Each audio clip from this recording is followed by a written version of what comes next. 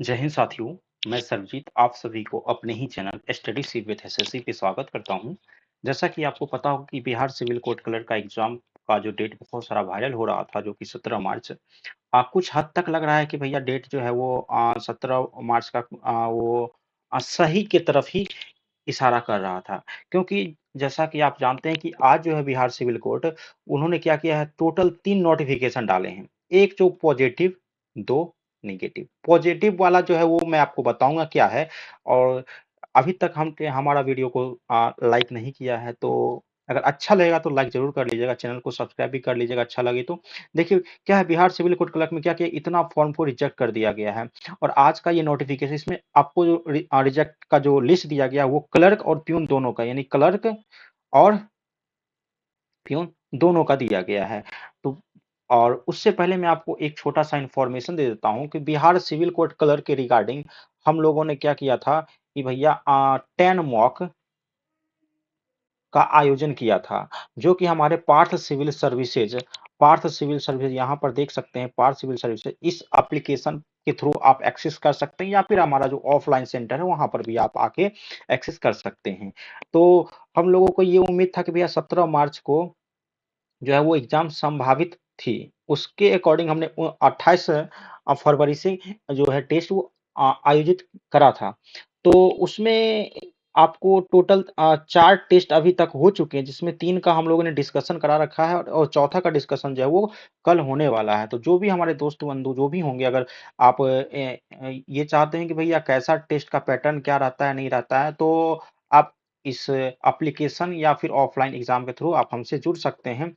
लेकिन पहले जो मैंने बताया था 10 मॉक, इसमें हो सकता है कि हम लोग 2-3 मॉक की संख्या जो है वो बढ़ा भी सकते हैं, यानी और बाकी की अगर हम बात करते हैं तो मैं आपको जो ऑफिशियल नोटिफिकेशन है उसे मैं आपको स्क्रीन पे ले जाके मैं आपको यहाँ पर दिखा देता हूँ। देखिए, तो पहला जो आपका जो है नोटिफिकेशन, उस नोटिफिकेशन में ये बताया गया कि भैया क्लर्क के बारे में, कि भैया क्लर्क में टोटल अगर देखा जाए, जो मेन बात है मैं वो बता रहा हूँ। टोटल जो है वो 1,79,754 जो कैंट हैं, उनका जो है वो क्या किया गया है, इनवैलिड कर दिया गया है। उनका रीजन भी बता दिया गया कि भैया आपने क्यों नहीं किया, ऐसा क्यों किया है। और दूसरी बात रही कि भैया पियून के बारे में, तो पियून के बारे में यहाँ पर आप ये देख सकते हैं,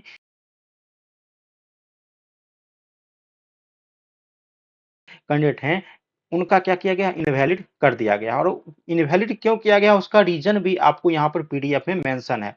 अभी तक आपने अपना नाम नहीं मैच किया है, तो आप लोग अभी जाके क्या करें, अपना नाम वहाँ पर मैच कर लें कि भैया कहीं आपका भी तो फॉर्म रिजेक्ट नहीं किया गया है।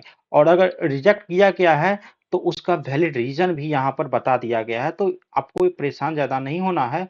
इस पर भी जो आयोग है वो कुछ ना कुछ एक्शन ज़रूर लेगी कि भैया इतने सारे बच्चे हैं तो इनका भी क्या किया जाए, कुछ उद्धार किया जाए। बहुत सारे देख रहे हैं यहाँ पर फॉर्म नॉट कंप्लीटेड, बहुत का पेमेंट नहीं हो पाया है, बहुत लोगों का जो इंफॉर्मेशन जो है वो कुछ नहीं बताया गया है, रॉन्ग बैंक रेफरेंस नंबर डाल दिया गया है, बहुत सारी बातें हैं वो आपको यहाँ पर बताया गया है। तीसरी जो नोटिफिकेशन थी, तीसरी नोटिफिकेशन में इन्होंने ये बताया है कि भैया गुड न्यूज़ के बारे में, कि भैया जो आपका जो court reader cum depositor writer का जो सीट था, यानी क्लर्क की बात नहीं की गई है, किसकी बात की गई है, डिपॉजिटर की बात की गई है, वो 1132 है, उस सीट को इंक्रीज करके कितना कर दिया गया भैया, 1194। यानी जो रीडर का जो एग्जाम हुआ था भैया, कब हुआ था, 17 दिसंबर को जो एग्जाम हुआ था, उस एग्जाम में जो भी लोग बैठे होंगे तो उनकी टोटल देखा जाए तो 62 जो सीट है उसका इंक्रीमेंट किया गया है। तो इससे आप संभावना ये लगा सकते हैं कि जो क्लर्क की जो सीट लगभग